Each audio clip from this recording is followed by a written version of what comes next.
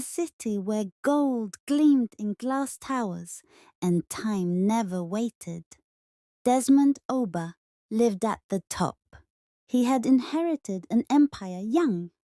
Wealth, power, influence, it was all his. The world called him the Golden Boy, with estates across continents, a fleet of exotic cars, and a name that opened every door. Desmond had everything, but not happiness. Every morning he woke up alone, in silence, in gold-trimmed loneliness. He was surrounded, yet utterly alone. Every person around him wanted something. No one wanted him. They loved his money, his status, but no one ever saw the soul behind the silk. One night he whispered into the sky, "I want to be loved for who I am, not for what I have." And that's when he made a plan. He would vanish. He would become no one.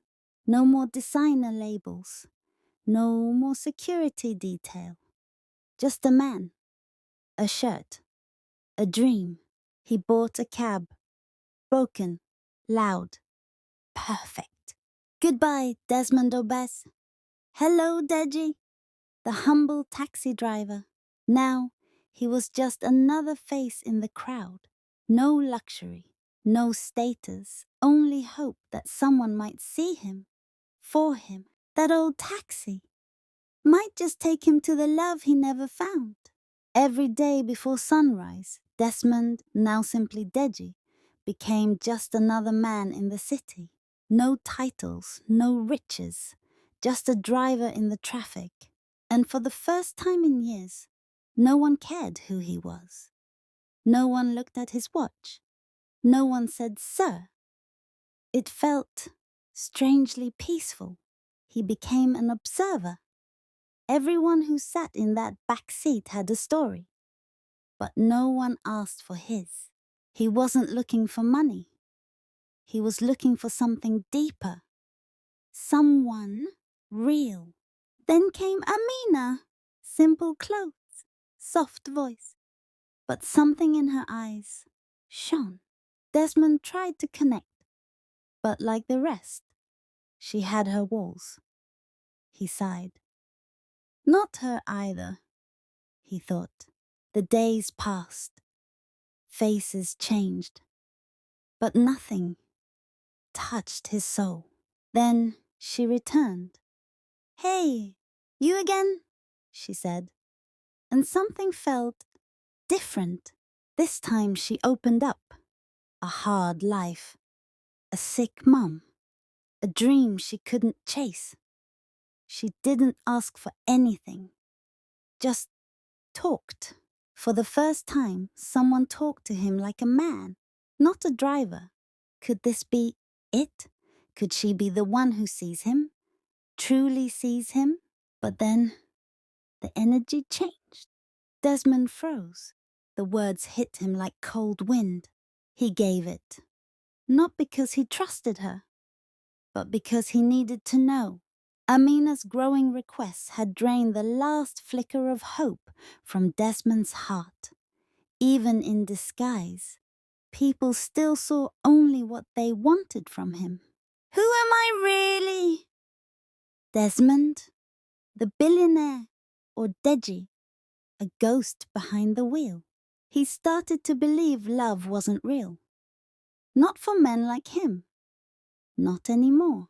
Then one afternoon, Blessing stepped into his life. She didn't speak much. Her eyes held stories. But she didn't offer them. Not right away. She didn't ask about his car or his watch. She just smiled and asked, "How's your day?"